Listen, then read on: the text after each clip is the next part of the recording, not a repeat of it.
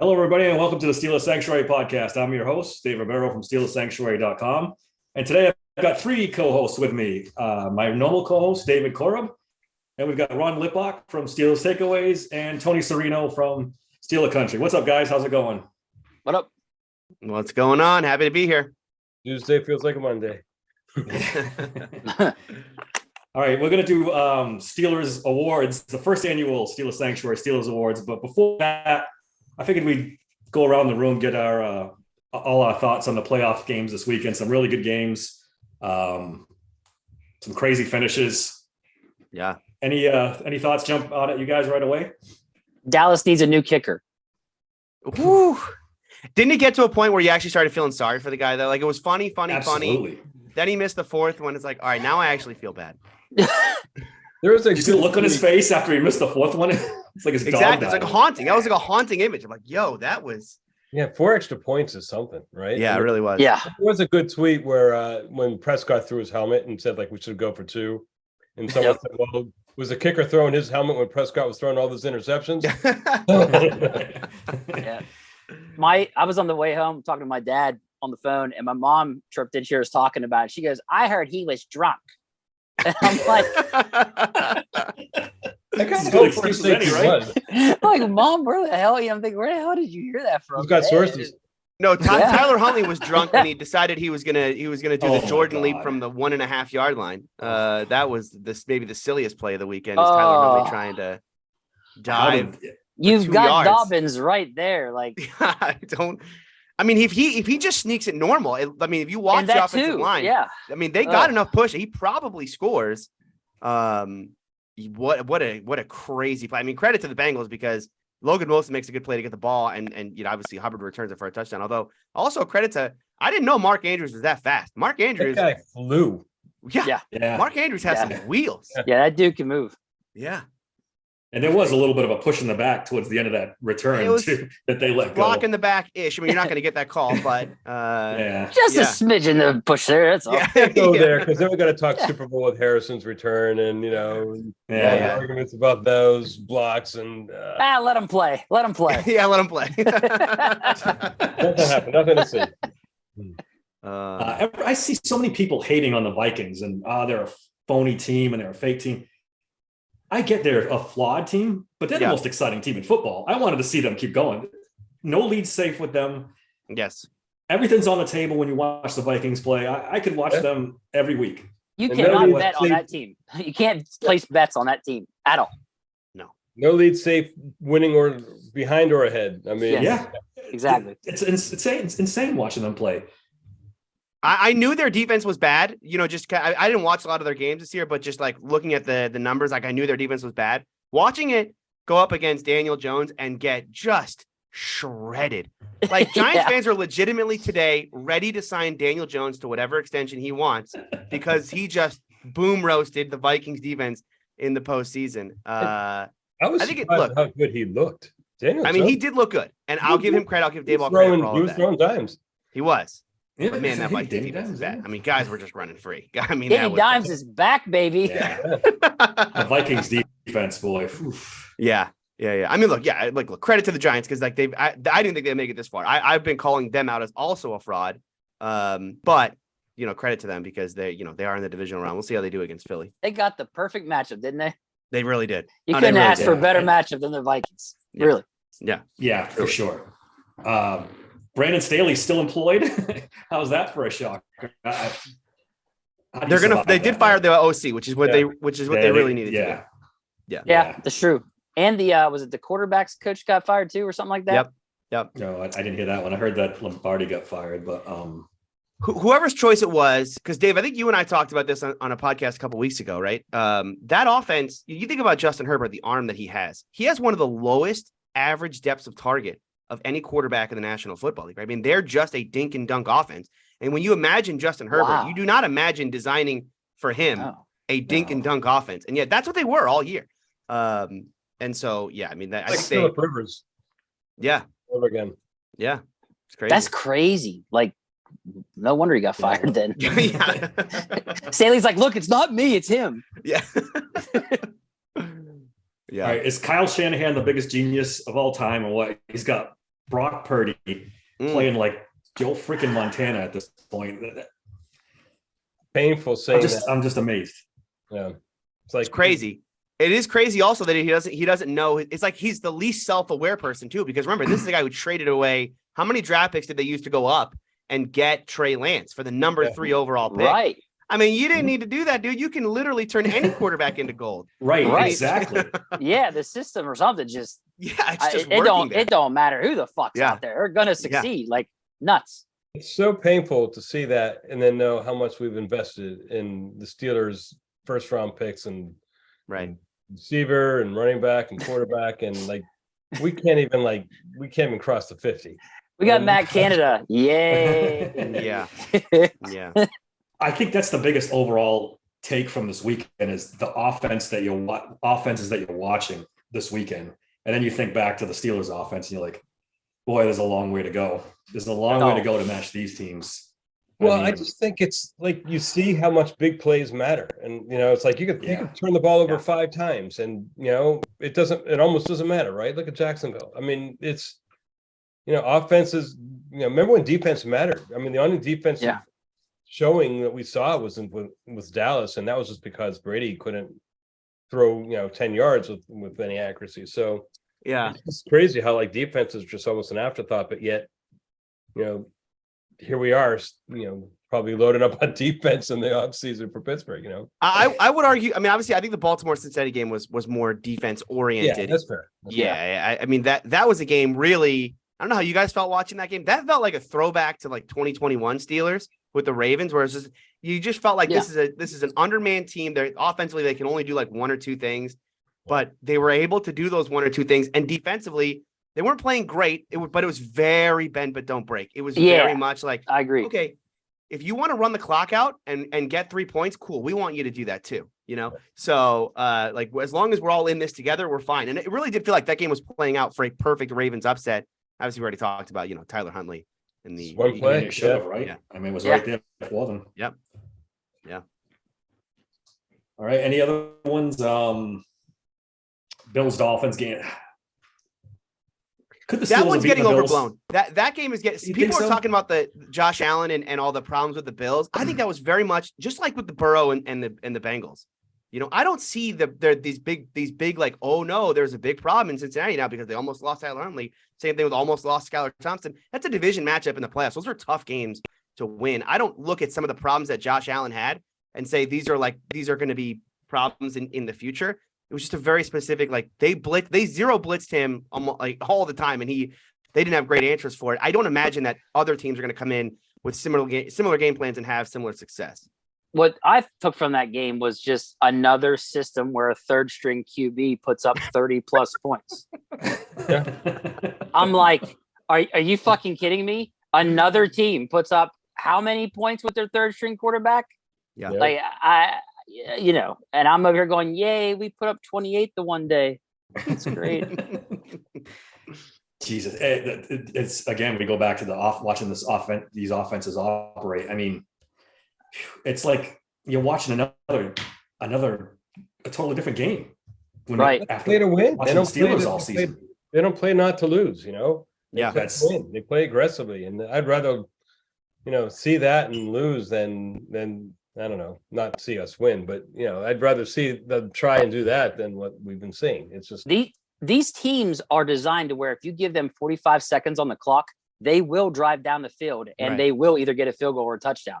That is exactly what the Bills, the Bengals, and the Chiefs are all designed to be, and the Dolphins. I guess you could throw them in there too whenever they had Tua. That's what they're designed to do. You give them 45 seconds, that's enough time. Like you only give them like 5 seconds to get one playoff to feel safe. The Ravens kind of kill themselves doing that, right? They let the clock wind down, I assume, to keep Joe Burrow from coming back. And I think that was a great call. I actually, because I mean, to David's point there, if they score too early there at the end, you're going to give Burrow time with Jamar Chase and T. Higgins and all that to go right back down the field. When you're facing one of these really high-powered offenses, I mean, there is really no lead that is safe. And certainly there's no amount of time that you want to leave these guys, save for like a couple seconds. But if you leave Joe Burrow even 20, 30 seconds on the clock, you get one big Jamar Chase play, and that kid McPherson, like that game could have been headed to overtime. He's right, because like basically they were stuck between a rock and a hard place. They were kind of screwed either way. It was like either run down the clock and hope you don't give enough time, or take a chance and leave a lot of that's a tough call for them in general. Yeah. Bengals offensive line, right, decimated. They can't possibly overcome that and keep winning, right? I mean, it's not both tackles and their best guard out now. Whew. Yeah. let's not jinx it. Tough. I need the And Bengals Allen's gone not from the rested up playoffs for- very badly.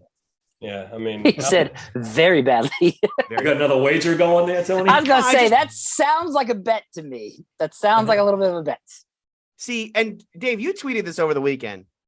You said you kind of like the Bengals, or that you can't find a way to hate them. You clearly don't know enough Bengals fans, because let me tell you something. Just talk to a couple Bengals fans for like 10, 15 minutes, and you will find out, oh, okay, no, I don't like these people at all. And I really hope that their team not just loses, but like embarrassingly so. that was one of the few times I was rooting for the Ravens, I have to say. Oh, Really? I was. I Yeah, mean, solid I almost bought a Ravens jersey just for the occasion. That's how much I hate the Bengals. God damn, that's some hate right there. That's Shit. blasphemy, All right? Yeah, I don't know about that one. Yeah, yikes. I just think that the Bengals are just the team to go to the Super Bowl. I just think they're the team from the AFC. They're the one team I know that can beat the Bills and the Chiefs. Yeah. If they're They've healthy, done- I don't know if they can overcome this. Well, not now. Yeah, right. Now that they've Yeah. lost his guys, absolutely. I'm saying in general before all that happened. That was why I said it. I was like, man, they were gonna stomp the Bills before that tragic thing happened to Hamlin. I mean, they were gonna put a whooping on them. And They were on their way. you know, yeah. And they beat so the that- Chiefs earlier in the season already. right. So like that's why I was like, man, I think I like them to be the one to go to the Super Bowl. Trust me, it's not that I want that, but Mm-hmm. Yeah. Cool. All right, should we get into the Steelers awards or what? Let's do it. Let's do it. First category, offensive MVP. What do we think? Ron, you go first. Man, this was tough because it wasn't a ton of stuff to choose from there.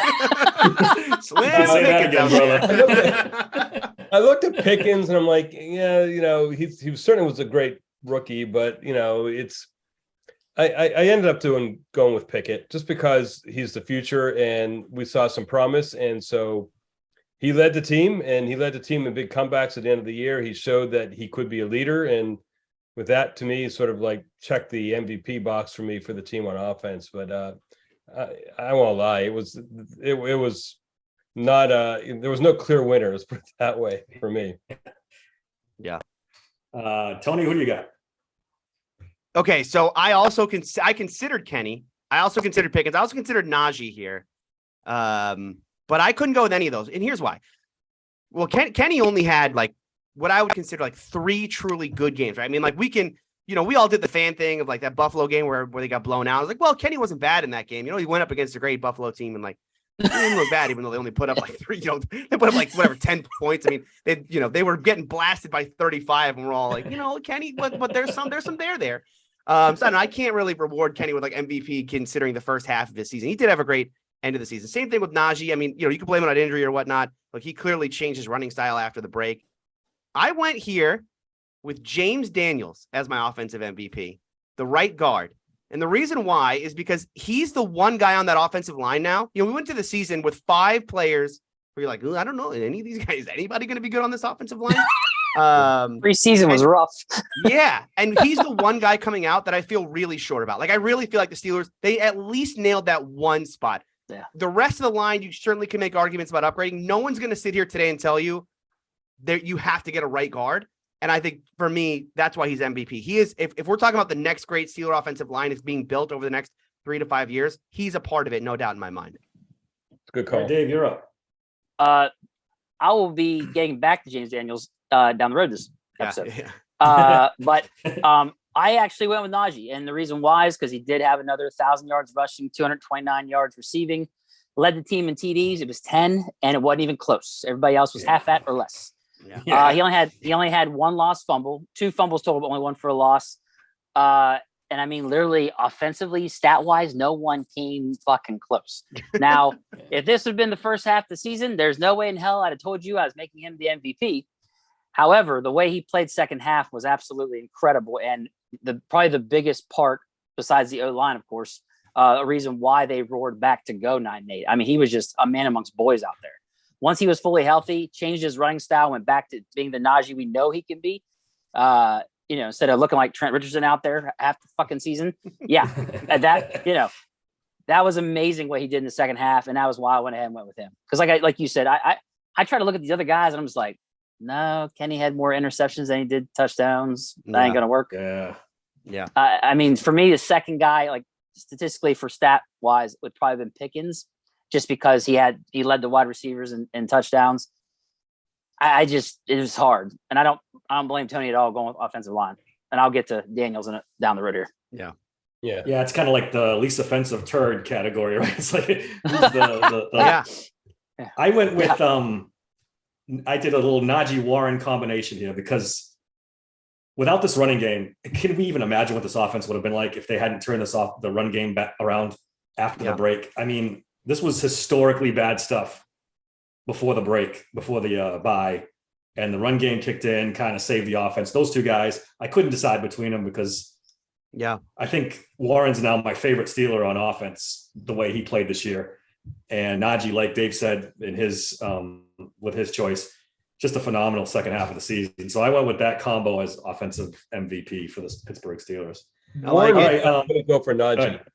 Warren was going to go for Najee because Warren played so well. Yeah. I thought like maybe it's more the line. Najee played hard. I mean, he was great. Yeah, he ran hard.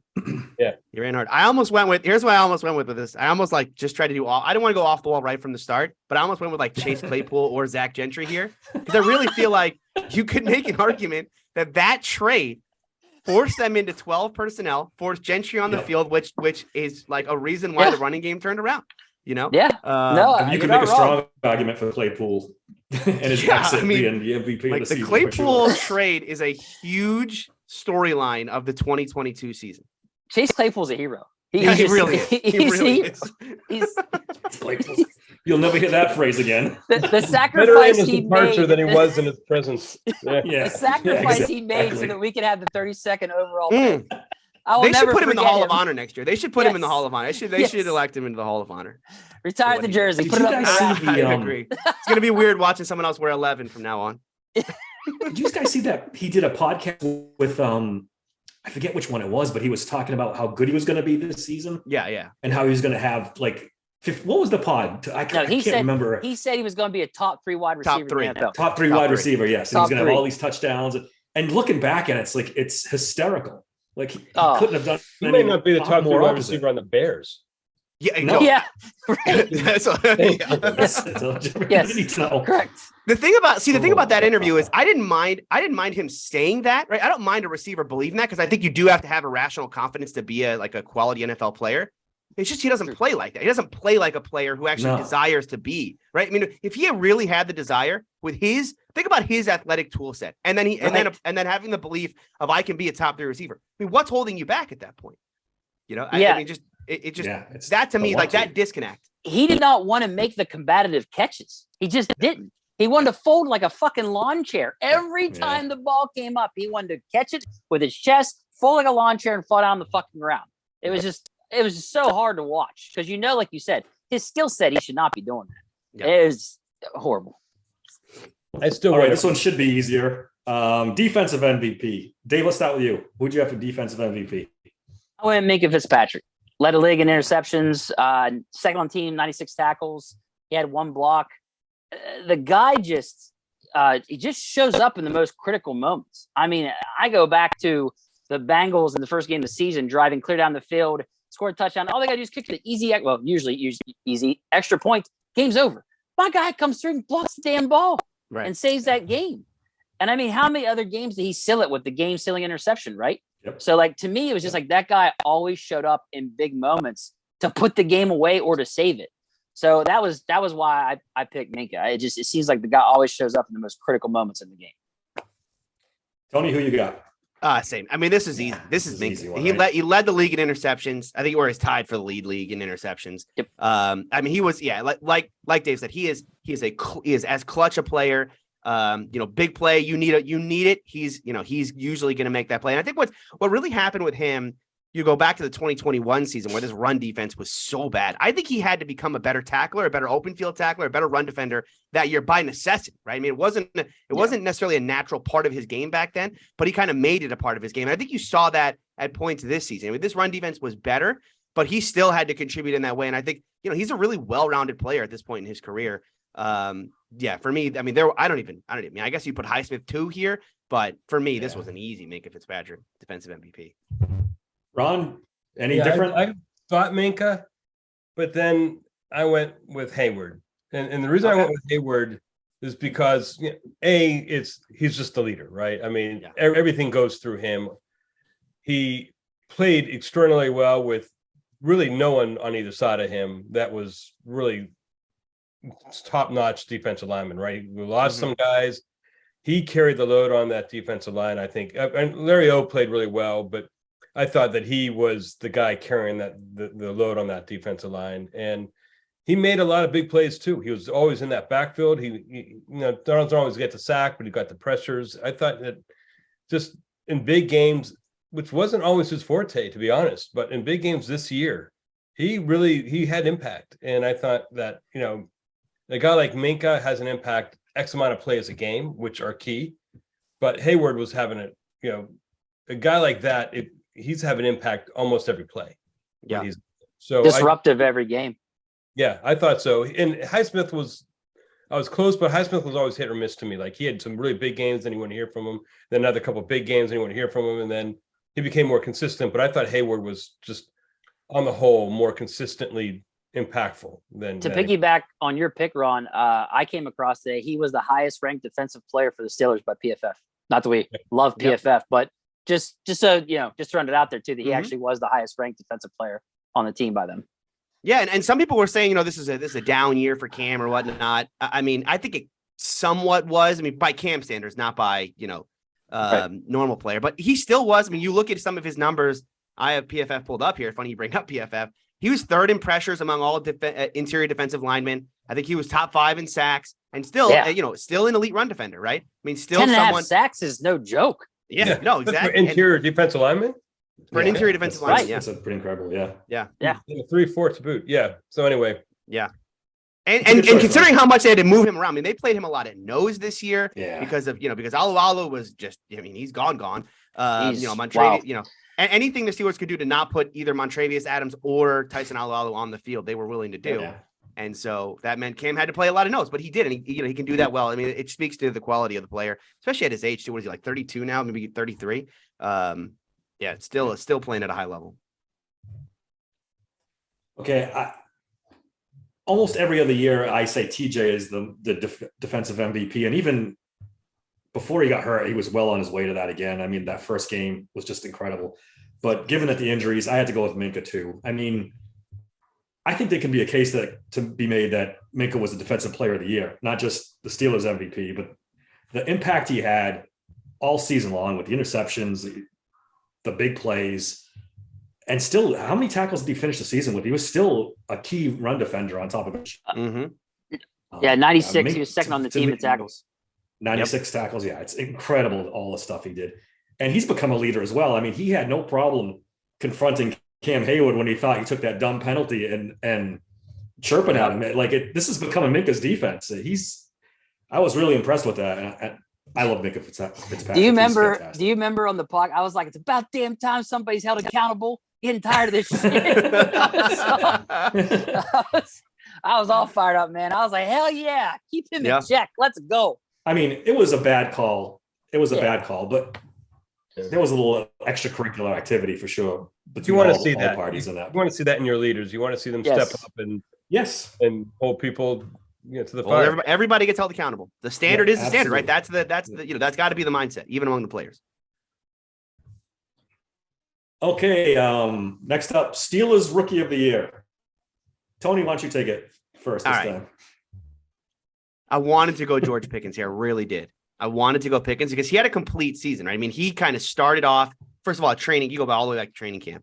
He started making catches where it's like, if this kid, I remember saying, I said on this show, actually, if George Pickens doesn't turn out to be at least a good receiver, not great, not elite, just good, I will never go to training camp ever again because what is the point? Yep. If I'm watching this kid make these kind of catches at training camp and that doesn't translate to the actual field, then there's no point in me watching these practices. So I'm happy to say that did translate. I do have some problems with Pickens. We'll probably talk about that later on. So I went with Kenny here. Kenny Pickett, my rookie of the year.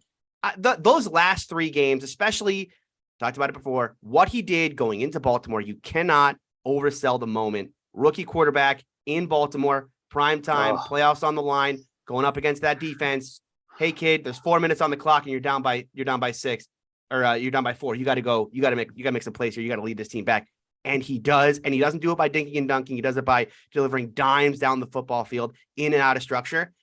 I think it's why we're all excited about this team going forward is because of what Kenny Pickett did in moments like that down the stretch. And that's why he's my rookie of the year.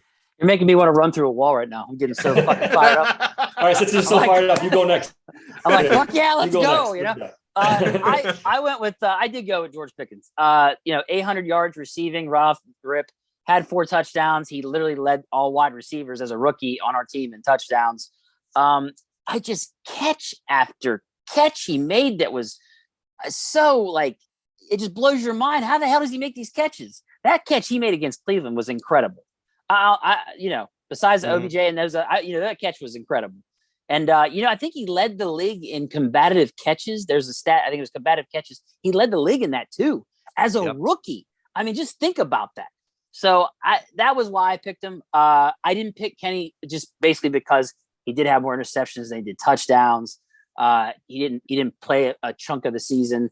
So that was really why I didn't pick Kenny, but absolutely what you're saying about him, I 110% agree with.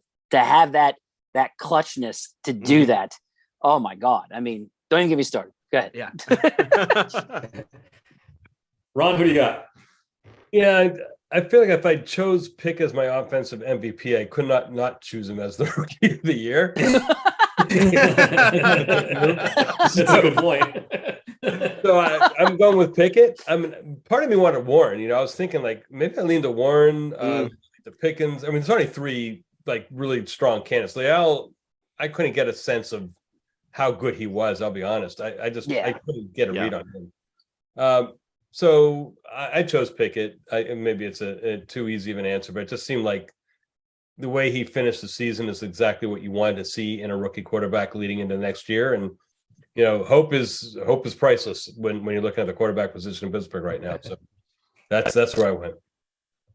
I went with Kenny Pickett too. I was really on the fence with Jaylen Warren because he came out of nowhere, had a perfect season, but the quarterback position wins by default most times. And he, like everyone's talked about, the comebacks, the clutchness, the stats are a little concerning. The interceptions more early on than later. He cleaned that up a little bit. It's got to be Kenny Pickett for offensive. Rookie of the year.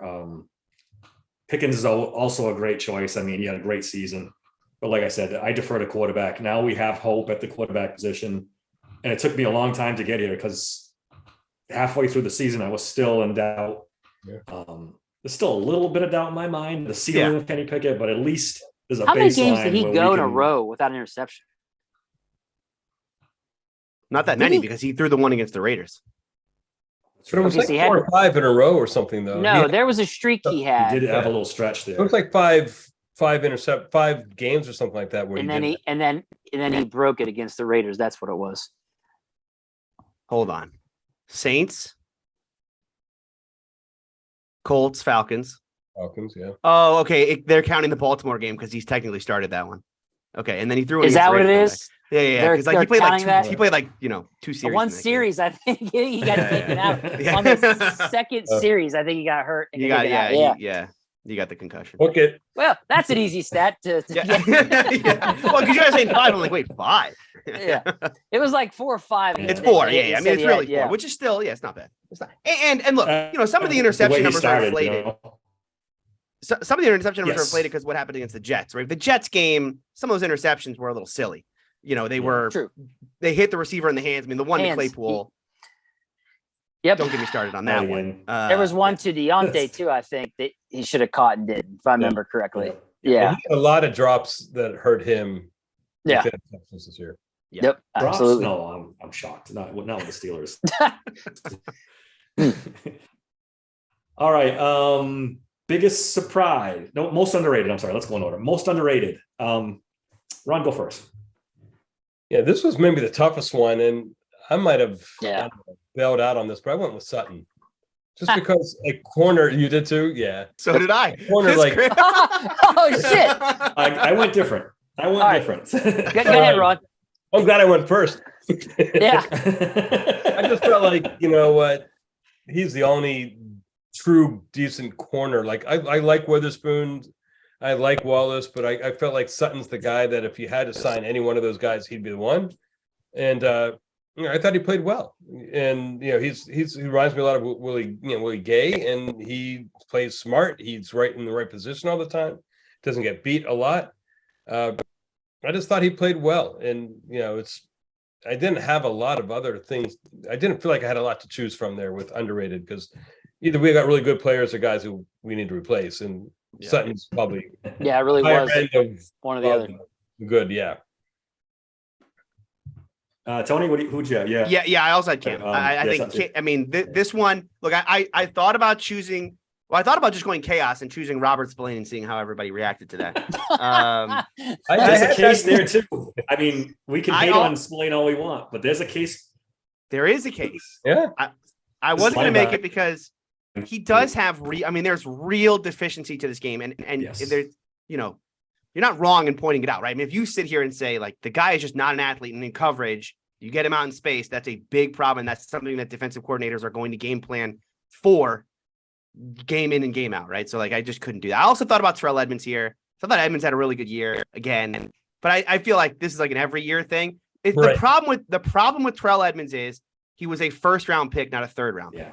Yep. He's a third-round pick. He's having a great career. He's a first-round pick, so he's having a terrible career, right? And it's just like that. I think it's kind of unfair to him as a player. He was overdrafted. That's the worst thing you can say about Terrell Edmonds. So I went with Cam. Cam's great. I mean, Cam could be. I don't want to do this again because we did this with Akilo a year ago. But like Cam could be an Ike Taylor-ish number one corner in this league, right? Not a flashy guy, not a Rod Woodson type, not a shutdown guy. But a number one adjacent type of corner who's maybe not a superstar.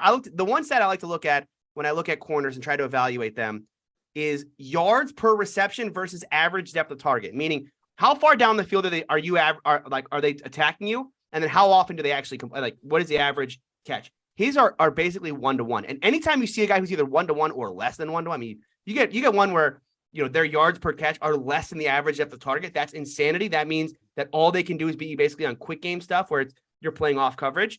Cam was basically 1-to-1, 11 yards, average depth of target, 11 yards per reception. Again, I think he had a very, very good season. He's the one guy that I hope the Steelers are going to be re-signing this year on the defense. I could see them parting ways with a lot of guys defensively. Cam, I think you have to bring back. Yeah, he had 3 interceptions. He had 3 interceptions, his most this year. He had 15 passes defense. He had the most pass defense on the team. Yeah. And PFF had him the highest ranked cornerback on the team. Yep. Yeah, by far. Yeah. Let's have the conversation though. He's going to make between 13 and 15 million per in this offseason. I looked it up. That's top 15 money for corners. 13 million. I mean, 2 years from now, that'll be lower 15. Yeah, true. Yeah. And they pay it. I hope they can. What the problem is he the number one guy? Is he a number one guy? Because you're not going to be able to pay another corner $20 million plus to be your number one guy. Yeah, that's the only option you're going to have to draft. You're going to draft a guy. Yeah. They're going to draft a guy, probably cut William Jackson III and give that money hopefully to Camp. Right. I mean, also look, if you draft a defensive lineman, you get pressure on the quarterback. You can live with Levi and Sutton or Witherspoon and Sutton. I'm not saying like that's a dream backfield, but you can do that and you'll be okay. I think my bigger concern is the defensive front, especially losing some of these free agents. So you get that pressure going, they could actually get better pass rush wise if they draft a guy for round one. And then maybe, this is the Steelers' philosophy, right? Corners are, secondary, no pun intended, to the pass rush. Yeah. I think for me with Cam, re-signing him makes so much sense, especially at that money, because he's not going to make top 5 money, or you're not paying this guy the top corner money. You're paying him somewhere in the middle. And I'm okay with that because, like Ron said, that cap number is going to get more friendly as the cap keeps going up year over year. And secondly, look, if we're in Kenny's rookie contract right now, you don't have to pay a quarterback. This is the window. I mean, I know it's going to be crazy saying this, given that this is a team that hasn't won a playoff game since 2015. But this is the window, right? We're in the window of like win a Super Bowl. This is when you win a Super Bowl. So I think signing a player like Cam to a team-friendly-ish deal. If you let Cam walk, you don't need to upgrade in free agency somehow, because you're certainly not going to draft a corner and hope that he's going to develop into a number 1 guy within this 3 to 4 year window, right? You really got to be sure you're going to hit. And let's be honest here, the Steelers don't exactly draft corners and have that turn out to be huge success stories. So you got a guy in Cam who I think, you got a guy in Cam who I think you can certainly live with, and then try to get a young guy to develop over the next couple of years. Yeah, when you hit on your franchise quarterback on that rookie contract, you better this is go time right here. Load up. Yep. Yeah, you have to make Yep. I went with Mason Cole as my most underrated. That was the guy right there. Okay. Where we were in 2021 with Kendrick Green and that nonsense we had to watch for a whole season. I had no expectations from Mason Cole. I didn't think anything of him. I thought it was just another one of Colbert's, low risk, low reward signings. And he solidified the offensive line, the middle of that line. He makes the line calls. He played pretty damn well for a set too. I think Mason Cole was the most underrated Steeler this year. I also had Sutton on my list, but I thought Mason Cole was the guy. Can I throw one more out there on the offensive line? Sure. Dan Moore. No. Underrated. Everyone's calling for him to be like, that's the one spot you have to upgrade over. I don't know that you do. Again, he's only a second-year player, and he's got the athleticism and the length and the size that you want out of a player. I understand that there are certain deficiencies there. I do think, though, that we talk about him as if he's like this huge liability. Yeah. He's certainly someone I want to upgrade over. But I have those deficiencies ready if you'd like me to bring him up. I don't know that he's I don't know that he's I don't think he's what's holding back this offense, which I think I'm with you on that. I don't think they feel he's what's holding them back, and I think they got bigger issues to deal with. Yeah. And if you don't take one round one, then you don't take an offensive tackle as far as you don't take it at all. Right. I think he's great. Run blocking, he's been great. It's just the penalties and the sacks, and that's it. But you're like you say, he's young. I don't think he's that's a priority in the draft first round, unless you, like I said, I've been saying, if you get a perennial Pro Bowl projected player that falls to you, right? Like one of those tackles, it's like top 5, top 10, and for some reason they fall down the board, then I think you pounce. I don't think you pass that up. But that's the only way I'd worry about it, because we took a hard look at this. What's that? No, I do wonder if how much he's getting affected by Dotson there too. And if you upgrade that offensive guard position round 2, round 3, free agency, does that help him? I don't know. I also have Dotson's deficiencies lined up if you'd like to hear them as well. I will say, one other thing is, I think that would really be a kick in the ass to Dan Moore in year 3. Bring in a guy, I know it's been joking around on Twitter all day today, Taylor Lewan to the Steelers. Yeah. Bring in a veteran like that who's maybe a little past his prime, but just someone who if you had to in a pinch could play. But give Dan Moore some real competition in camp and say, Dan Moore, your spot is not, do the whole 2 dog 1 bone thing that Tomlin loves to do, and light a fire under this kid and see what he does in year 3. That was Trent Scott. What is it? What's that? Oh yeah, Trent Scott. Yeah, that's no, Trent Scott or Jesse Davis. Yeah, I don't know. I don't. I think you could say the same for Dotson too, bringing some competition for him, because I'm ready. There are times you're done with him. No, I'm out. He's I'm talented. I mean, come on, we're on year 4 of this thing. Yeah, we have an ace in a hole guard. Kendrick Green's ready to go. No. He just took a whole year. Stop. Ready to go is right. I didn't want to get that name. That name. All right. Ready to go. That is good. Yeah, he is ready to go. Yeah, he is ready. Yeah. About August, do you think? Like late August? Yeah. Yeah, absolutely. Steelers' biggest surprise this season. Dave, you go first. Biggest surprise. I went with Jalen Warren. Undrafted free agent. Nobody expected to get this, or at least I didn't. So, I mean, my dude had 379 yards rushing, had almost 600 total yards. Yeah. So I went and looked up what our backup running back last year had compared to Warren. And I mean, literally, it was only 111 total yards from the backup last year, which was Benny Snell. This year we got 600. I mean, out of your backup, I don't see how you could ask for a better 1-2 punch with this kid. He's fast, elusive. If you'd have told me that 32 teams would pass on this guy 7 fucking times, I'd tell you you're crazy. But it happened, and we got him. Yeah. So that's my guy for biggest surprise. I never would have imagined that this guy could play like this. Yeah, it's a great call. Tony, who you got? All right. I didn't go. This is what I was asking. Does it have to be a player? Okay. I went. I don't know if it's not a player. Although Warren's a great call, and Warren it's so like you pointed out, Dave. It's so necessary to the offense that they needed a backup to Najee. I mean, that was like going into camps, like, yo, who is going to back up Najee Harris, and is he really going to have to run 350 times again? So it's a good call. But no, I went here, and the biggest surprise for me was the offense in the second half of the season. The offensive turnaround in the second half of the year, to me, was the most surprising thing, because Steeler fans told me at the bye week, Tony, you're so wrong about this team. They're not going to be a 4-win team. They're not going to be a 5-win team. This team's going on a run. They could win 10 games. They can make the playoffs. And I said to everyone at the time, it's okay, that's fine. Let's say that happens. It can't just be, though, because TJ got back and like the defense went back to being stellar. Has to be that the offense makes real improvements in the second half of the season. And boy, did they. Look, I know that there's real frustration that this offense didn't score. That is, and I can't argue, right? The offense did not score in the second half of the season. In fact, I think, Dave, you pointed out, like, points per game wise, I think they were either like they just stayed the same, or I think it might have even gone down a little bit. Yeah. But under the hood, right? This offense was far better on a play-to-play basis. You look at what happened in the first half of the year. This team was about to set a record for the most 3-and-outs in a season. I mean, they were up there. I mean, their drive success rate through the first half of the year was second worst in the NFL, only because the Carolina Panthers were like astronomically bad. So this was, I mean, it was not just that they couldn't score in the first half of the year. I mean, they could not move the ball. They couldn't get first downs in the first half of the year. In the second half of the year, you look at some of the advanced numbers. DVOA, the Steelers from week 10 to week 18, 10th in offense. They were a top 10 offense in the second half of the year. Now that's measuring play by play, not necessarily just points scored. In EPA per play, which is expected points, fourth in expected points in the second half of the year. The only real problem that the Steelers had in the second half of the season, top 5 offense, better than the Bengals, by the way. Than the Bengals. Wow. Yeah, it's crazy. What the Steelers couldn't do in the second half of the year, where they have to improve going forward. They could not score in the red zone. They were awful. I mean, they were just an atrociously bad red zone offense in the second half of the season. Well, really all year long. That's where they really have to get better.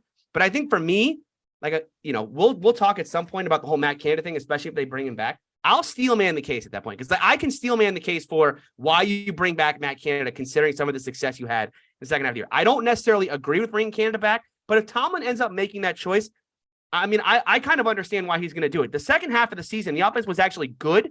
They just couldn't score. And really what you have to believe is Matt Canada the right guy to turn that part of it around, right? Clearly the offense is better. It's just now, can you translate that into actual points on the scoreboard? That's probably why they'll probably give him one more year to see. Yeah. Yep. Ron, who do you have? I had Warren too. I just felt like, he came out of nowhere. I remember talking to him when he first came out into camp, and just a funny, nice guy. I remember the oddest response to a question I ever had was, I ask all these guys, like, what makes you tick? Like, what should we know about you? He's like, I'm a really good speller. I'm like, what? I'm like telling me? Because no, I just started realizing that about myself, and I just want people to know that I'm a really good speller. I'm like, good for you. Yeah.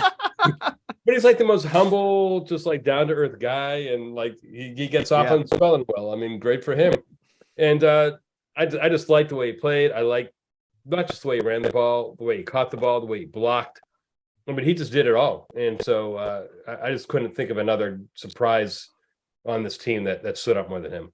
That's a good point. I loved his blocking. Oh man, that was smash mouth, old school, knock you on your ass, man. Blocking by him, I freaking loved it. Yeah, Ron, he always came out to me as the classic, like, not taking this for granted type of player, right? Like he knew that this was not a guarantee for him to make a roster, and he was going to make the most out of every situation.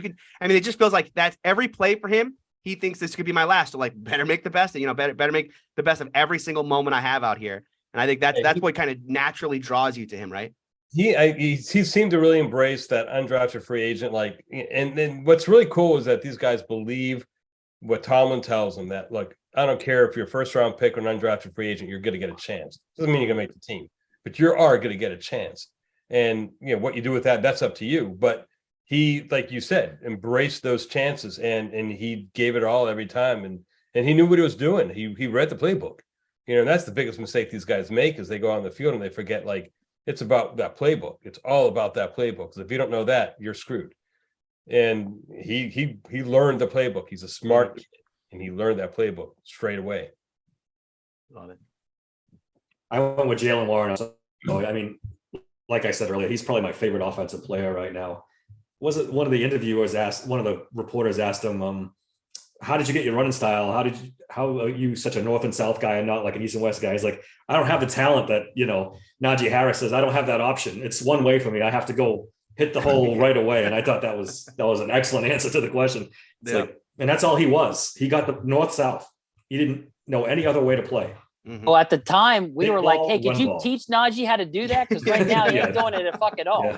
Yeah. And he Najee did. doesn't have the talent to Najee run. Maybe he did. That's yeah, good point. Najee does not have that kind of burst either. So yeah, I went with Warren. Warren was fantastic.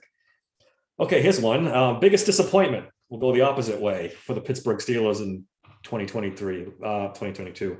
Dave, start us out. Look, I went with Devin Bush. When I looked at his stats, I was like, well, I mean, he didn't do too much worse than Miles Jack. Really, their stats were similar. Jack was not really that far ahead of him. But then I thought about it. I'm like, wait a second. I'm like, Miles Jack was injured all fucking season. He had one groin muscle, and he still outled you in all the fucking stats.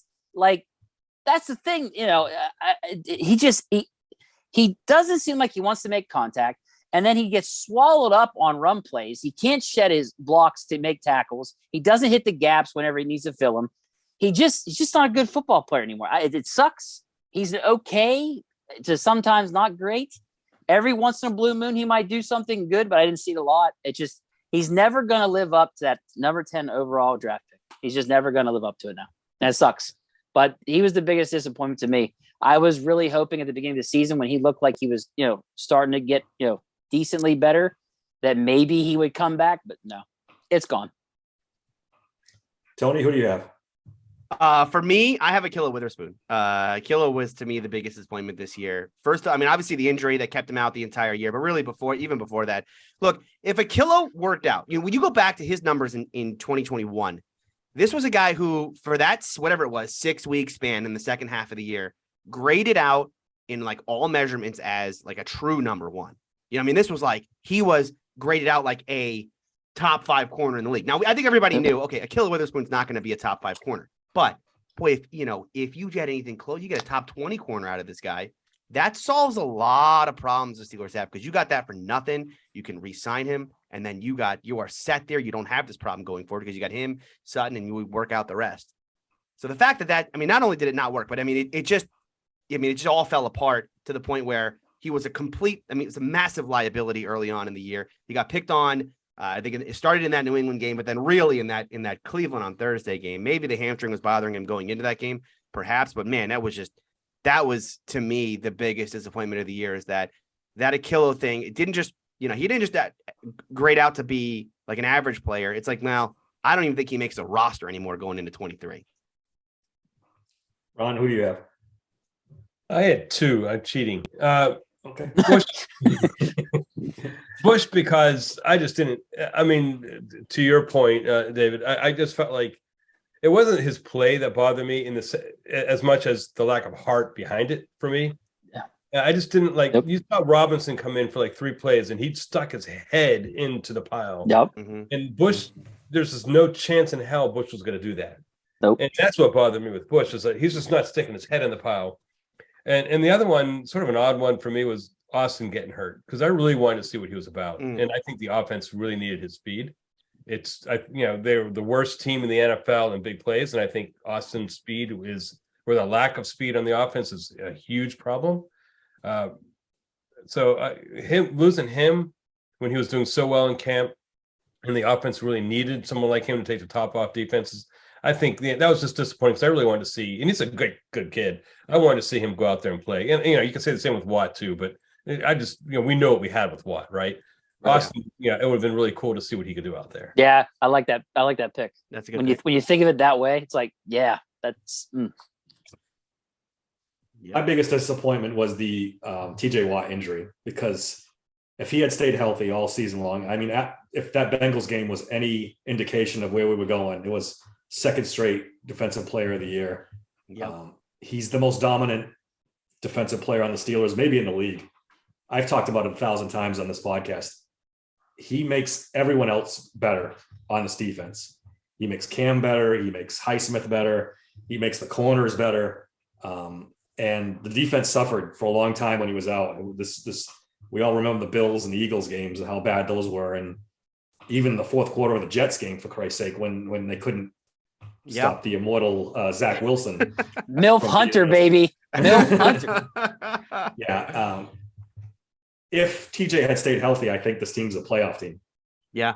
I really do. I really do. And the other thing about TJ's injury is that, it does make you wonder now. He's a little injury prone, right? I mean, at this point, that's back-to-back seasons of injury-filled seasons. I mean, look, he tied the sack record, but in a year where he was banged up pretty much the entire year. I mean, it felt like every week, man, TJ's fighting through something. So it does make you wonder, going forward, like this is a kid who, remember, I mean, I believe the thing is he had 2 knee surgeries in college. Mm-hmm. So, he's just from a kind of wear and tear on that body already in his career, you do worry about that going forward. And look at his brother. JJ had the same deal, right? JJ, great player, banged up a lot. Yep. You need to buy the whole family kneecaps. Yeah, something. You got to do something. Can I throw one more out here for biggest women? Sure. Because I was hoping someone would mention him. Gunnar friggin' Olszewski. Yeah. Holy shit. What an unbelievable massive disappointment. Let's not forget, the reason the Steelers signed him, he was a priority free agent. I think he was signed early on in the process throughout free agency. Trubisky was 1. He might have been 2. Okay. This is an all-pro, the best return man in football a season ago. And you could draw a straight line between Gunnar Olszewski and the Steelers missing the friggin' playoffs this year, because that fumble he had against, and of course it happens against his old team. And this is an all-pro Patriot who happens to, I just forgot how to catch punts. Yeah. Hey, Bill Belichick. Belichick against New England. Now that's, to me, Olszewski, what a he's a rat, actually. He's not even disappointing. It's like biggest rat. That would be Gunnar Olszewski. Didn't you tweet out plant or something after he fumbled that? And I was like, he turned into Ryan Switzer right before our eyes. It was just another. Ryan Switzer caught the ball at least. Oh I was just going to say, I'd rather have Ryan Switzer in that moment. There you go. Yeah, good point. Yeah. Good point. I mean, he got beat out by an undrafted free. Just another. Yeah, and luckily we had him. I mean, Jesus. Yeah. Even he was shaky though at times. Yeah.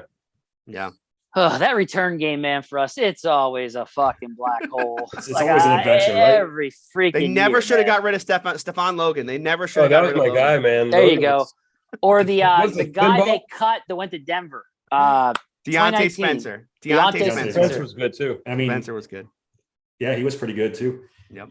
Okay, next award, I call it the Pony Award because we like to have a little fun with Filipponi and some of his questionable tweets. The dumb shit he says and does. Yeah. Yes. Listen, Pony, he just tweets everything. Like, there's not a thought that goes through his head that he's like, nah, it's not a good tweet. Everything he thinks, like, no, that actually makes a tweet. Just knows full send. Like he's not even gonna full send. Yep. Tweeting it. Yep. He knows how to get an audience. He just well, it's working, right? I was going to say it's working. He's probably one of the most popular Steeler guys on Twitter. So So this is for the dumbest decision. This can be a coaching decision, off-season decision, whatever you guys want. Dumbest decision for the Steelers in 2022. Ron, what did you think? I had a hard time with this one. I won't lie. I just said Cape in Canada. And that's probably a bailout, but that's all I had. I mean, there's a lot of in-game calls, and probably half of those are Canada anyway. So just the thing for me is when the whole scope of this offense is play not to lose instead of playing to win, that just sits wrong with me. And I know that's a Tomlin thing, but there's more to it than that too. And Canada can there's more you could do to get the ball downfield to let your guys play. And I just don't like playing not to lose. That just drives me crazy. No one wins Super Bowls playing not to lose. Yeah. And I feel like that's Canada. And that's why I think more than anything, I have a hard time with him when you only have 3 plays over 40 yards in an entire season. You could do that with almost any personnel. You should be able to get more than that. And we had enough personnel to get more than that. And I think it's all because they want to have this persona that doesn't really fit the NFL anymore. And maybe it transcends Canada and it's a Tomlin thing. But for me, this whole idea of playing not to lose, playing physical, keeping the game close, that's a game of 30 years ago. And to me, that's like the dumbest decision. That centers mostly maybe on Canada, but maybe I'm wrong. Maybe that's on Tomlin too. I don't know, but that's where my head's at. Yeah. Dave, what you got? Oh, I'm going with Mike Tomlin for not starting Kenny Pickett to start the season. My man had 150 plus passer rating in the preseason going into the first game. You pick Trubisky over him. And it was like, okay, fine. Then Trubisky looked like Trubisky from before. And it was just like, bro, okay, like it's Kenny time. And they just continued kicking the can down the road. We'd be in the playoffs if Kenny would have came in, say they started him second game of the season, third, right? The fourth game was the Jets game. Is that when they brought? That's when they brought him in. Yeah, 4 games. Yeah, halftime, right? Yep. Planned that whole game, and the game's over. We win because they probably would have put up 35 fucking points, but he didn't. He hemmed around with that. They didn't score 35 all season. Tomlin's got that shit with veterans, man. He loves them. Yeah. Even if they suck, he sticks with them for way too long. And that, to me, literally is what cost them from making the playoffs. And TJ, basically. So that's my pony award is to Tomlin for that. Tony, who you got? I almost went with like the conservative play call stuff. But no, I went basically with Dave here. For me, it's the quarterback battle, and I'm doing air quotes here with the battle at training camp, right? Look, I was there for every day of practice, and I kept saying it from day one of camp. Like, this is not a battle. It's not a battle until someone else takes first team reps. Because every day of training camp, like Trubisky takes all the first team reps. Trubisky gets all the first team reps. There was one day of training camp where him and Mason split reps. That was it, right? We kept hearing about, when's Tomlin going to name a starter? It's like, guys, he named a starter day one. Like, this is not a battle. And for me, the reason why that's such a dumb decision on his part is because he didn't even have the conviction, right? I mean, this is a guy who went 3 weeks into the season and he's like, panic button, go to the rookie. 3.5 games into the season, he's like, no, panic. I mean, it's not the dumbest thing because Bill Cowher actually did it way worse. But I don't know if you guys remember the whole Jim Miller versus Mike Tomczak versus Cordell Stewart thing. Where I do remember that. He benched Jim Miller after like one game. It's like, yeah, this quarterback battle. We're gonna, and then he chose Jim Miller. Jim Miller sucked in game one. It's like, all right, Tomczak time. So it's not as bad as that, but it's still pretty bad. And I agree with you, David. Like, if Kenny came in and first of all, if you hear Kenny talk now, Kenny said something in that final press conference that I don't think he meant it to be as much of a diss as it was when he said, look, the thing that really changed for me in the second half of the year is I didn't feel like I was just getting thrown out there anymore. I actually had more control over the offense, And I was like, wow, that was an interesting thing. Like, because we all felt like at the time, like, wow, Kenny's just getting thrown to the wolves here. He's, first team reps. Like, hey, Kenny, just go out there against like some of the best teams in the league. And, and he, to hear him say it, he felt the same way. Like, he didn't get first team reps in camp. He talks about it even now. He didn't have a whole lot of rapport with Deontay early on. He had to work on that throughout the time. The guys he had rapport with early were George Pickens and Connor Hayward and guys who were getting second and third team reps because that's the only thing that Kenny was getting in training camp. And so I think, it was, I think, Tomlin's biggest blunder this year to do the whole Trubisky's my starter from day one thing when even he didn't believe in that, right? Even he was like, Now this doesn't work out. I'm going to the other guy. If you really are going to go to the other guy, then let's have a real battle in camp and let's really battle it out and see who the best quarterback is. And not just pick one and then panic 3 weeks into the season. At least get him reps with the first team. Exactly. Right. So, at least do that. Yeah. Yeah. Jeez. Yeah, he was determined to stop Trubisky. I don't know what it was. I don't know if they thought that was the kind of quarterback that they wanted to have an athletic, I don't know what he saw in Trubisky, to be totally honest. I had a different one, although you guys have convinced me that is not starting Kenny Pickett is probably the dumbest decision. But the trade for Malik Reed, I just don't get it. I mean, You're I know so they mad didn't- about that trade. You I bring really it are. up. You all the really are. time. you guys know how I feel about edge rushers and how this team just cannot find a backup edge rusher. But you couldn't even play him the last 2 weeks of the season. He's so bad. You can't even get him. They didn't even Well, dress he's him. he's got a good run defender. You would have played it. Like, it was a Chiefs Bills last 2 games. You would have played him for sure. More matchup. Defender. Yeah, and he would have done nothing. Yeah, well, okay. I mean, no argument there. I mean, but he would have suited up, can't- right? So let's give him that. Yeah, okay. He can't play the run. He's not a good pass rusher. What do we see? What do we see in him? He's too small to be an outside linebacker for the Pittsburgh. He's just too smallish of a guy. I get it. He had 7 sacks last year, so he had a little bit of a resume. But geez, they swung and missed on that one, and the whole position for that matter. I mean, I've been banging this drum all season. The backup outside linebacker position is a black hole on this team. Always a struggle. That Jameer is where Jones. that's where I'll agree with you. Like I wouldn't just put it on the trade itself, right? The trade itself is symptomatic of how poorly they evaluated that position in the offseason behind Watt and Highsmith. You know, they went into the season thinking, they went into training camp thinking, okay, it's going to be Jannard Avery, and we'll figure out between Rashed and all these other. Well, Rashed wasn't even there. I forget who the fourth guy. Tuska maybe was like the fourth Tuska, guy going. Oh yeah, I like Tuska. Yeah, No, Tuska would have been better than what they actually had. In hindsight, Tuska was better than anybody they had this season. Tuska would have been better than For anybody they sure. had. But I think that I to me is the biggest problem, is because they went into training camp with those guys. None of those guys made the roster. None of them. None of the players they started camp with made the roster. They make the trade, and then they signed Jameer Jones off of the practice squad, and then Rashed ends up making their own practice squad. So it's like the 3 guys you kept are 3 guys that weren't even on the roster at the start of training camp. That's pretty bad. Yeah, they mishandled that whole position. And I get it. You have 2 all-pro caliber players as starters, but depth is so important in this league, especially at that position and on defense, where these offenses run, no huddle and try to weigh you down. You need depth on defense, and in that position in particular. And they better go get a third guy now, because like Tony mentioned earlier, like the injuries to Watt now, definitely becoming injury prone. Definitely time to get a third guy that's legit. I could see, I've heard people say this, they may move Leal to edge. You could, that's a possibility. Did you see how skinny he looked? Like Yeah. It looked like he went back to losing weight, because he gained weight at the beginning of the season to be a 0 or 3 or whatever they want him to be. Right. And now it looks like he went back to losing weight because they started moving him outside now. So Well, you could be right. They do What's that. that? They got to go defensive line, man. If they Yeah. do that, that's got to be absolutely. Right. They're going to Not have to bad. go early in the draft, get themselves a D line. Absolutely. Maybe even grab a second one later on in the draft too, if they've Yeah. hit all their other needs. I agree. Absolutely. Bring Bud back. That's what I Bring want. Bud back. Bring Bud back. Ola and my, Tuzar back. Oh, Yay. okay, let's get the band back together. Let's get the band. I Oh, love it. man. Let's get the band back together, boys. And then we can have Byron Leftwich as the offensive coordinator. Get it as the We'll be good to OC, go. Charlie Batch, the coach. Yeah. Listen, I'm There telling you you, go. Czar Skipper, that guy's going to be James Harrison one day. Just give time. Just- give time. how many times did James Yes. Harrison get cut before he eventually? Yeah. Exactly. All right.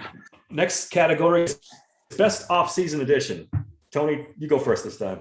What do you got? Okay, so obviously quarterback here, with any award, right? If Kenny's involved in the award, he probably should win it, because if you did find your franchise guy, that's far more important than any other position on the roster. But in doing awards like this, I usually try to not do it that way, because then, Kenny just wins every, eventually we're going to get to a point like with Ben back in the day, right? If you would go in like team MVP was always Ben, because like obviously Ben's the most important player. I'm not going to go Kenny here. I'm going to go James Daniels. I think James Daniels is the best offensive addition. I think, he was my offensive player of the year. Again, this is an offensive line that's still a work in progress. He's the one guy that I don't think is the in progress part, right? He's doing work. The rest of it's in progress. So that's why he's my best off-season addition. Dave, who you got? Actually, I went James Daniels and Mason Cole. So I decided to look at Trey Turner and Kendrick Green's combined stats. Okay. Kendrick Green and Trey Turner combined for 15 penalties and 10 sacks. Okay. Love it. Cole and Daniels only had combined 6 penalties, so 9 less, and only 2 sacks total. That's it. And Daniels is 0. They said it's showing you he had 0. No, he didn't give up a sack this year. Yeah. And Cole had only 2. To go from that extreme, from what Turner and Kendrick Green put up to what they did was an astronomical improvement. So to me, that had to be the best offseason addition because Ben last year was running for his life. How many times was Najee hit in the backfield and had to grind to get those 2 or 3 yards? It was just a huge difference. You can talk about the other issues with the other offensive linemen, but these two, Cole and Daniels, legit were huge improvements over what we had those positions last year. Ron, who do you have?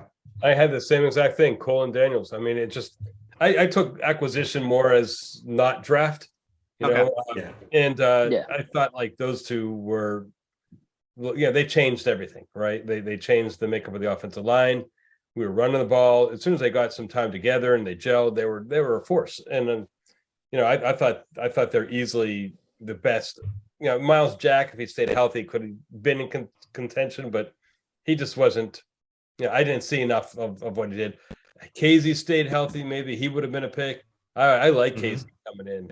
He just didn't stay healthy, but easily at that stage, the offensive linemen were hands down for me. I like KZ too. And small sample size because he didn't play as much, but I liked him too. You what? I 7 mind him come back. interceptions in Dallas, was it? 7 or 8? Yeah, he did. Yeah, I hope they bring him back. I really hope they bring him me back. too. Yep. Me too. Same. I went with William Jackson III. No, I'm just kidding. I had James Daniels as well. I think he was the best, maybe the best offensive line free agent signing they've had. Well, in quite some time anyway. Since like Jeff Harding's.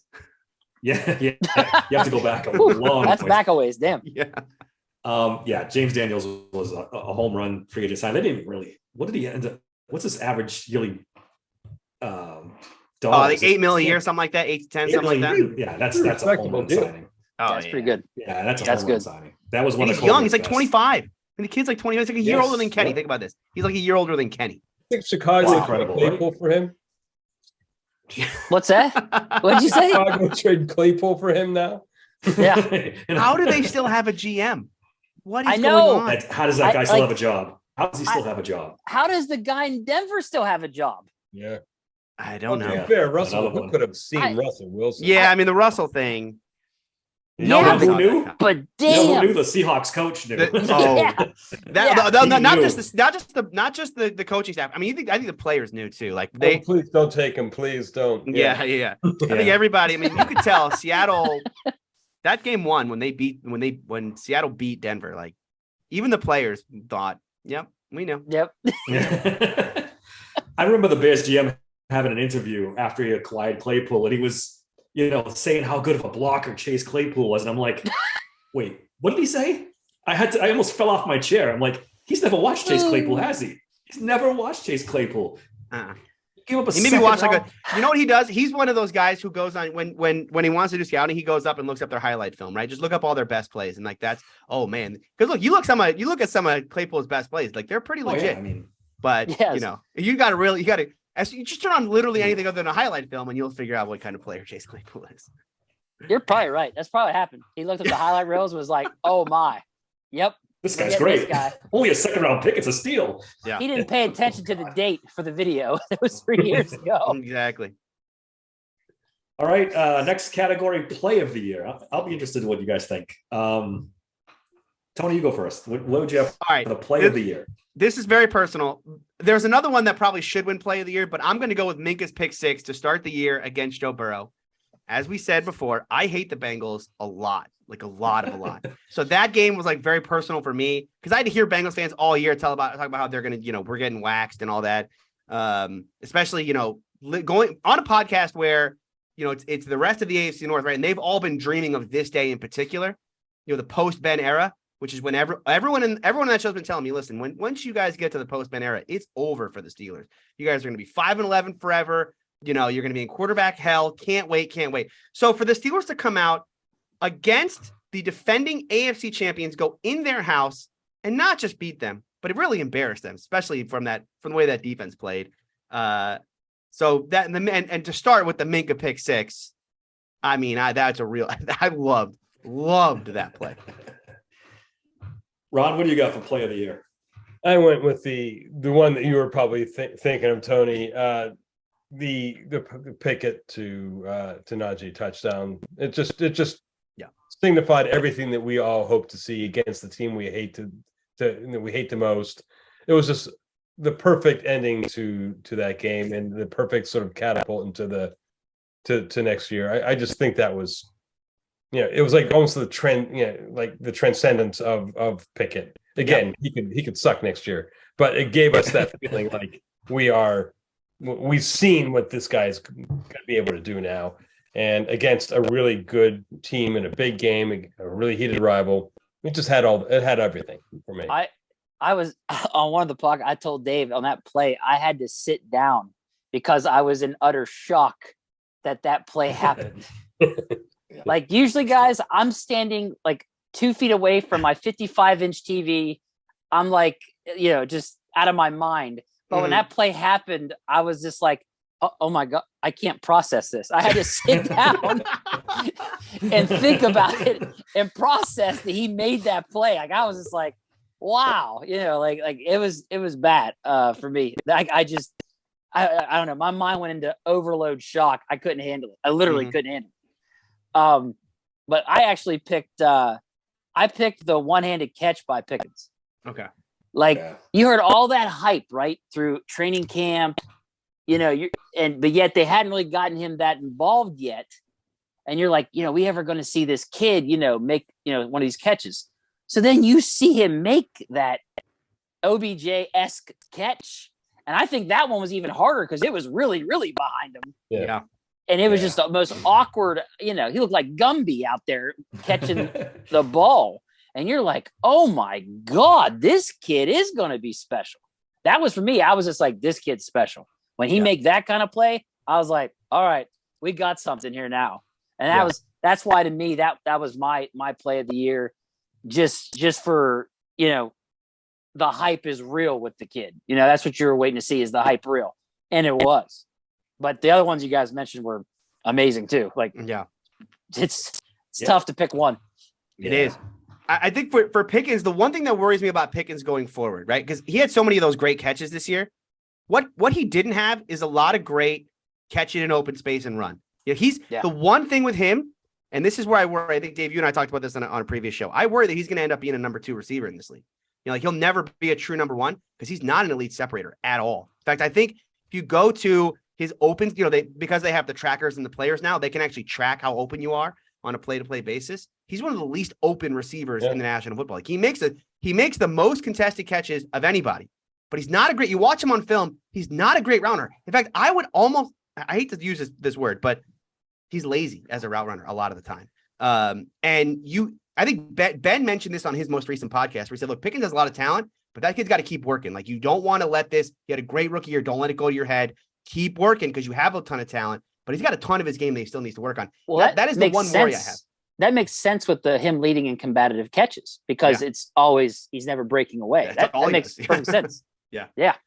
Wow. I think it's a good point. I don't know if I wouldn't say lazy, but it's like taken for granted that he can get open or he can just make a play and he doesn't have to, exert the maximum energy to get open or pay attention to his routes. I think you're right, Tony. There is a danger where he ends up being a number 2 receiver for his whole career. My play was Pickett to Najee. I mean, when you think of everything that went into that, I mean, playoffs on the line against the Ravens, scrambling away. JPP's got him by the shoulder pad. He escapes somehow with his 2 fingers and just makes a perfect pass. Yep. You draw a straight line between the 4th of July and that play. Oh man. Yep. That was to me because I remember the build up to that game that week and then moving into Sunday night. And it just felt like those big Steeler Ravens games that we've seen so many times. And it was a close game and for him to pull it out. Yeah. That whole drive and that one play in particular, that was my play of the year. And it should be really, it should have been mine too. But because, I get that moment, man. I know, and I know it's unfair to do, but we do judge. I mean, we judge quarterbacks in those moments, right? Like what you do on 1st and 10 in the second quarter of that game. No one's going to go back after thinking like, man, remember that one play he had on 1st and 10 in the second quarter? Like we judge quarterbacks in those moments, rightly or wrongly. So, man, to think that we have a quarterback that has it, whatever it is, like it just felt like after that drive, I think every Steeler fan knew like, holy shit, he has it. So all Tomlin needs to do is figure the rest of it out. Yes. Now you have a quarterback who has it. So just figure that shit out, and we're going to be good. It was a hell of a pass too. I mean, it was. It wasn't just like a nice scramble and he just bought himself some time and found an open guy. He threw Najee open. I mean, it was just a really pretty pass. It was a dime. I mean, he put it great, right on the spot where he could catch it. While under duress, he tripped too. Like if you watch the slow motion, it shows he tripped and kept his balance and threw a dime. I mean, it's insane that he made that throw. Really, it's just like holy shit. Yeah. So I'm getting goosebumps talking about it. Like, oh man, incredible. One of my favorite things about doing AFC North talk is that, a lot of the fans of that show and the co-host will keep me in check, right? When I get too like fanboy, they kind of like, usually what will happen is there's some, they'll pull me back in, right? Because there's usually something where like, I'm thinking something in the back of my head, but I don't want to admit it. And then they'll say it like, no, this is like the real truth about that player. And I'll go, shit, they are right about that. But with that play in particular, I mean, obviously I built that moment up as it could be anything. And the only thing I really heard back, the one thing that I kept hearing from and Browns and Bengals fans were telling me this. No, Tony, he was actually trying to throw to Steven Sims. It was actually a bad throw. He was like, this is the one thing they could come up with about that play of like, no, that he was trying to throw to Steven Sims. Like, okay, if that's all you have, then dude, Kenny's.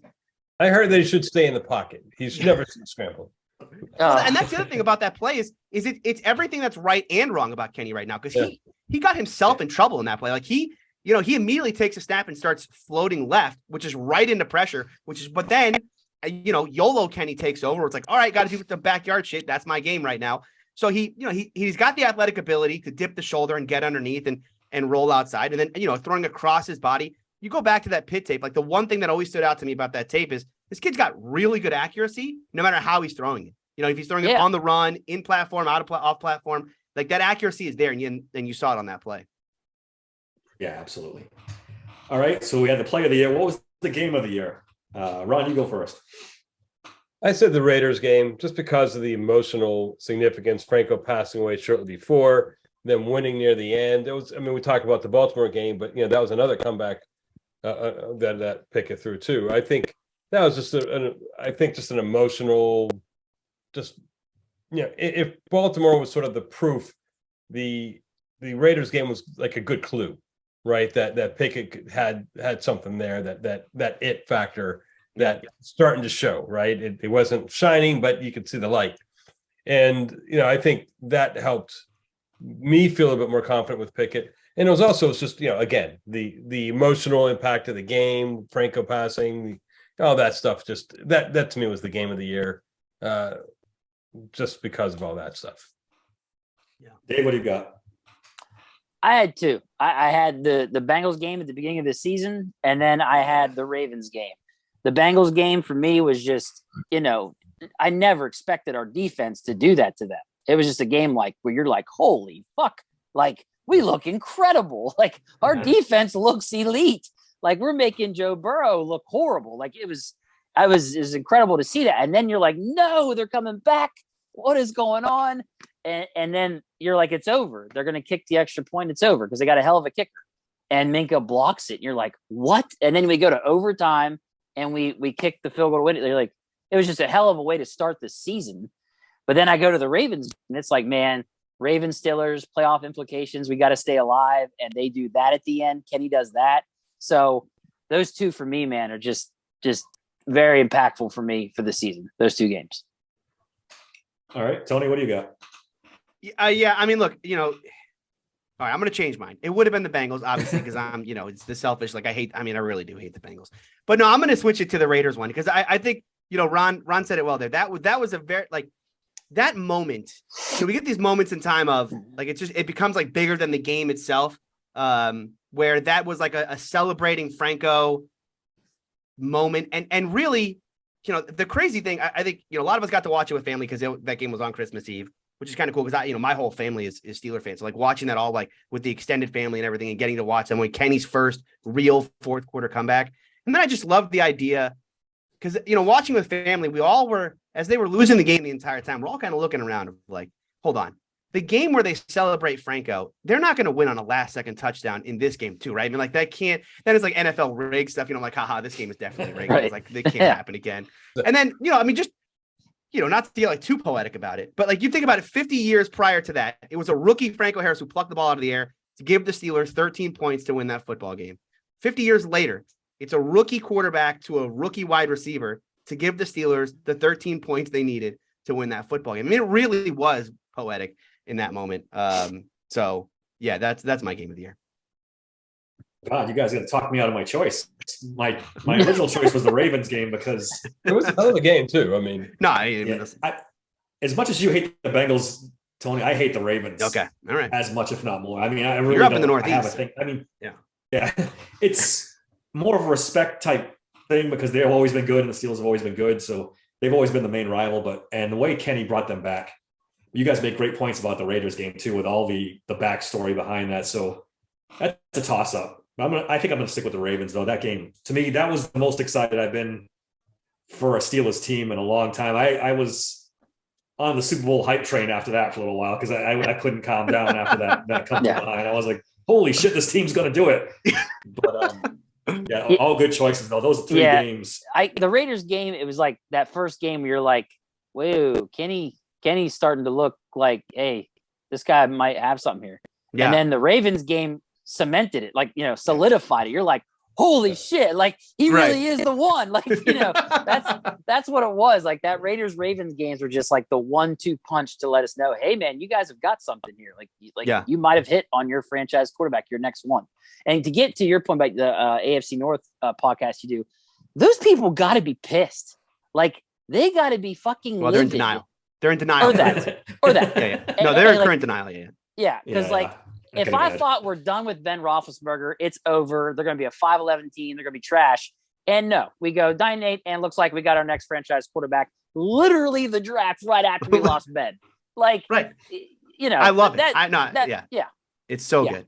It's so good. No, I think for them, they're still in denial, right? They're still doing the whole, no, he'll be Kirk Cousins, he'll be Andy Dalton, which I always find funny because, like, find me back-to-back primetime comebacks by Andy Dalton. Like, again, we want to do these comps. Right. Like the problem for those comps is that when you look at the reason why, Kenny can no longer, be a ceiling of Andy Dalton or Kirk Cousins or whatever, he's got the clutch gene, right? Those guys don't have that. So we'll see what Kenny ends up being, right? I mean, he could still end up being a bust, but I think as long as he's clutch, I mean, I just, I trust that Tomlin will figure this out.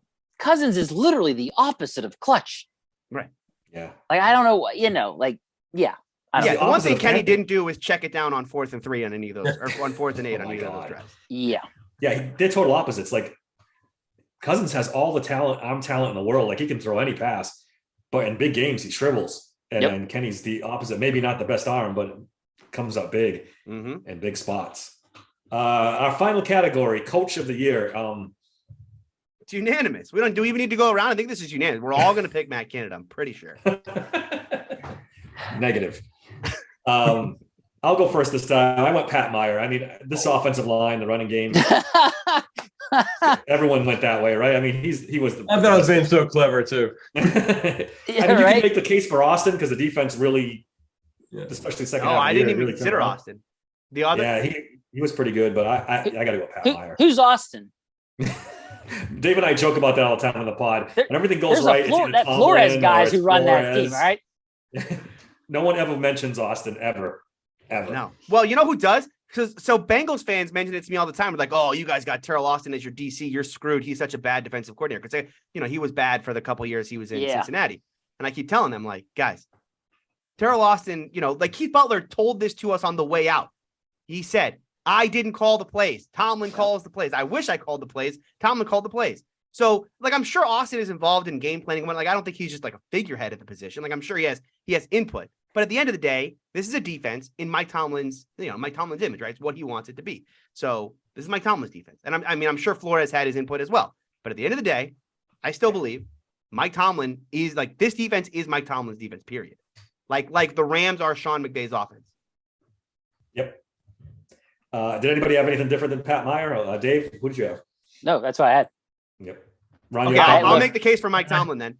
Mike Tomlin's coach of the year again, because Mike Tomlin does this thing. It's his new thing. You know, we don't win playoff games yet. And I know that the whole the season can't be a success because the whole Twitter debate about is the season a success or has the standard lowered in Pittsburgh, I found kind of silly over the last couple of weeks. But I do think that this new talent that Mike Tomlin's found ever since the Duck and Mason year, where he's just decided that I'm just going to try and make it harder and harder for myself to not have a losing season year in and year out, right? Like, what can I do to completely screw it up? And then, it's like a magician who just keeps doing more and more absurd tricks. Like, all right, dude, you're not going to pull the rabbit out of the hat this time. And then at the end of the season, like, guess what? Rabbit time! It's like, okay, he did it again, fucking did it again. Okay, cool. Do you know what Baron Munchausen syndrome is?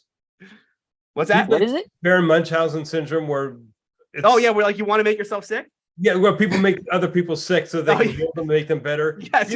Baron Munchausen syndrome coaching. Jesus Christ. That's Tomlin. Oh my God, you've just clinically diagnosed him. And then bring them back to life just at the brink of disaster. And with that in mind, that's why Matt Canada's definitely back, because he's got to make it harder on himself. That's right. So yeah, I wouldn't be surprised if he kicked Kenny in the knee just to make it even more difficult or something like that. Because yeah, I mean, it is going to be. I amazing. think the interesting thing about 23 now is this is the first year in a while that you really go back. Like, the Steelers are really going to have expectation. I mean, every Steeler fan is going to think next year, division title, not out of the realm of possibility. Playoffs, certainly. Playoff wins, probably should get at least one. So it's going to be an interesting year next year. This offseason is going to be fascinating. Decent too, right? What'd you say? I said the schedule looks decent next year too. Yeah, it's not too bad. I mean, it's early, but nothing really noxious. A couple West Coast trips scares you with Tomlin, right? You know, well, it's just not murder's row like this past season. That's all. Yeah, that's a good point. Yeah, that's what I saw. I was like, ooh, okay. Right off the bat, I'm thinking 10 wins, maybe more. Yeah, no, because it's NFC West and it's AFC South, right? So those are two not good divisions. And then even like the NFC West, like, okay, 49ers are going to be tough. The Rams, I don't know what's going to happen with the Rams. I mean, Aaron Donald feels like he's about to retire. And then Kyler's got the ACL. It depends on when that game is scheduled. That game Kyler might not play for the first half of next season. So I'm not worried if he does, frankly. I mean, I don't think. Yeah, I don't know. Yeah. So I'm not a big Kyler fan either. I don't think it. Hey, that's their franchise quarterback, man. They're gonna baby him. And that may be a Brian Flores, not revenge game, but like he may be the coach there. That's the rumor. Yeah. I'm just glad he's not. I'm just glad he's not going to Cleveland. I was going to be. That's right. Exactly. I was going to be pissed if that happened. I think we all had the same reaction. Not Cleveland, anywhere but Cleveland, Brian. Yeah. You're trying to rehabilitate your career. Don't come on, Cleveland. That's where coaches go to die, not to flourish. Where they go to die. Oh man. Before we go, I know we're going a little long. Let's get a couple of predictions for this weekend's games. We'll go around the room quick because I know we're going long. Chiefs -8.5 against the Jaguars. Dave, what do you got? Chiefs. Tony? Okay, Chiefs are going to win the game. I'm certain of that. Also, I have a Chiefs 10-1 to win the Super Bowl, so I'm invested in that. I'm going to say Jags keep it closer though. Remember Doug Peterson? This is like Doug Peterson revenge game, right? Didn't he come from Kansas City originally? He did. I think you're right. Yeah. Yeah. So would you take the points in this? Yeah, I'm taking the points. I'm saying Jags keep it close. Jags +8, but Chiefs win the game. Okay. Ron? I'm thinking it's going to be close early. Then the Chiefs are going to run away. They're going to pull away. I'm tempted with those points to say Jacksonville, but I just think the Chiefs have too much. Yeah, I'm going Chiefs here. Trevor Lawrence was a little nervous at home in his first playoff game. I think he's going to pee down his leg a little bit when he can't the city crowd going bananas, and he can't hear himself think. I think that stadium is loud. It's crazy. So it's so loud. Wow. You can even tell on TV how loud it is. It's just insane. Dude, my brother and I went to that. My brother and I went to that playoff game last year. Ben's last game. Right, you went to that. Yeah, dude, we were like, okay, how loud could it really get? Even during intros, like when they were introducing the offense, we both looked at each other like, whoa, this is different. This is different. Yeah, they're infamous for that. It's crazy. Yeah. All right, next game, Eagles giving 7.5 to the New York Giants. Dave, who you got? Oh, Eagles. Yeah. I Yeah. think the This Cinderella story is this, over. yeah, this ain't the Vikings. Like, yeah. Tony, you agree? Yeah, I mean, it's a nice story. Brian Daboll is going to win Coach of the Year, and it's all fine. But I've never really believed that this Giants team is anything other than a nice story, and I think this is where that story comes to an end. I think the Eagles crush them. It'll not be a storybook ending. Yeah, exactly. Ron, you on board with these guys? Yeah, Eagles? it's Eagles all the way. If it's a storybook ending, it's the Stephen King's book. It's ugly. Yeah, I have to go to the Eagles too. I think that's a loaded football team. I mean, Jalen Hurts hasn't played he didn't play the last game of the regular season, right? So it's been it's six weeks since he's taken a snap. That could be something. No, he played the first half, I think. It hasn't been that long. I think he played the first half of that last game. Okay. Then that makes me feel better. Yeah, the Eagles will run it. Yeah. Bills giving 5 to the Bengals for that game. The Bengals offensive line scares me. I gotta go Bills. The Bills don't fill me with confidence, but the Bengals, man, I don't think they can overcome that offensive line. Dave, what do you think? Bills favored by 5, huh? 5. Yeah. God, I'd take the Bengals. Really? I'd take those points. I would too, and I hate it. Yeah. But this feels exactly like last year.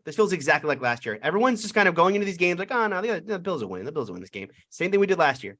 And then the Bengals every week, upset, too many points, too many. I bet the Bengals every week last year because it felt like there were just too many. I'm like, why are the Bengals why are the underdogs by 6 to Tennessee? Like, this is too many points. And it feels like the same way again. Like, I hope the Bills win this game. I think the Bills have more talent, but the Bills gave up 31 points to Skylar Thompson. Yeah, division game. True. I have to say too, though. I mean, we look at the Bills and how poorly they looked last week, but the Bengals eked out against a really pretty crappy Baltimore offense. I mean, Huntley is not all that. I mean, Pittsburgh held them to like nothing. So, I mean, you can make the same argument that the Bengals didn't look any better against the Baltimore than Buffalo did. So, it's just both division games. That kind of makes sense. Yeah. But those 5 points are tough to ignore. You know, if it's a 3-point game, I see Buffalo winning a 3-point game this time, and there's probably a little bit of revenge factor in Buffalo too. You know, so we talked about it. I think the Bengals were well on their way of winning that game before the injury happened to They were making it look easy. Yeah, they were. Yeah, but okay. I mean, because I hear Bengals fans telling me, we were going to crush them. We were going to go 14-3. And I hear Bengals fans all the time with this. Like, this is the same Bengals team that had the same thing happen to them against Kansas City twice, you know? And, like, they came back and won those games. I mean, I get that. Yeah. Look, they looked really good. No doubt. They looked really good at the beginning of that game. It did look like they were going to take a big lead early. But you have Josh Allen. Like, anything can happen at the end of that game. True. Yeah. That's very true. Yeah. And you got Eli Apple covering. I don't know. It's hard to pick against Joe Burrow right now. You know, this game would be a slaughter. A slaughter. I mean, the Bills would crush the current Bengals right now if Von Miller never goes down with it. If Von Miller was playing, yeah. Von Miller's playing in this game. It is a wrap. I mean, this is not even a contest. Yeah, now you're applying pressure with no O-line. Yeah. I mean, they get pressure with 4 easy. He's in the backfield all day. Yep. Yeah. That's true. All right, last game, 49ers giving 3.5 to the Dallas Cowboys. Dave, what do you got? Am I really going to pick fucking third string QB led fucking 49ers here? I am. You know what? I am. Yeah. I'm sorry. Tony? First of all, greatest jersey matchup in the NFL. I love I mean, 100%. Cowboys Niners is, I mean, I grew up in the 90s, so I'm, you know, this is my childhood. The Cowboys are such a choke artist. I mean, you know that they're not, at some point the choke Cowboys are coming back. Then again, rookie quarterbacks in the playoffs always hit that wall where it's like, all right, well, that was a cute story. And then that happened. You know, I mean, even happened with Ben back in the day. You know, that's coming for Brock at some point, but only 2.5 in San Fran. Now, give me the. I'll lay 2.5 and take the Niners. Ron, what do you got? Rookie quarterbacks, man, and that Dallas defense is no joke. That's the thing that's making me think Dallas. Just until Purdy wins the Super Bowl, I'm going to tout him every game. Yeah. But Right? Yeah, I don't blame he you. very well might, right? But I can't argue until that logic. happens- I until can't that argue that at all. Well, here's my logic. yeah, that's Kyle right. Shanahan versus Mike McCarthy. That's the mismatch of all mismatches. I think the 49ers roll them. I don't know if it was Tony brought up the choke Cowboys are coming. Dak Prescott's due for. You think they'll roll them? Like you think they're going to stomp them? I think they're going to play just like they did. They're going to win by 10 points in this game. I think it's easily just the way they did last week. Choke Kyle Shanahan. Easy for me to say. That's also a thing, right? I mean, like he was, thing. You know, a little bit. It is. Yeah, he blew the lead to Mahomes, which I mean, okay, you can like looking back, maybe not that big a deal. I mean, it's Mahomes versus Jimmy Garoppolo. It's a bit of a mismatch. Then he also blew the lead with the Falcons too in that Super Bowl against the Patriots. So my wife said that's the maddest she's ever seen me in our entire relationship was watching the Falcons implode in that second half. Like I was so angry. Like fire was coming out of my ears. I promise you, because I live in New England. So when New England wins the Super Bowl, I got to eat shit for months. Yeah. With all these Patriot fans around me telling me how great they are and this and that. And I'm texting everybody saying in the first half, you're going to lose. You're getting blown out. This is embarrassing. And then the texts just keep coming in every score. We're coming back. And then it was fate. You could tell. Atlanta was done. It was by the slow. fourth quarter. You could tell That they was had a no slow, chance. torturing death. Yeah. Just watching them. You just knew it was over. Start of the fourth quarter, you can start to tell like, oh, I know, I've already seen this one. All right, I know what's Yeah. That was brutal. The second most angry I've ever been was the Seattle, the interception in the Super Bowl for New England. I nearly had a stroke in that one when they did not hand the ball but off why to would you Marshawn hand the Lynch. ball off to him? Oh, Jesus. I don't even know that I think to this day I'm still in denial about that play. Like I at the moment I remember like not even being able to play. Like, what do you mean you threw the ball and intercepted? Like they just ran the ball for a touchdown. This is a W. Like there's no way. Like I still can't believe that he made that decision to throw the ball there.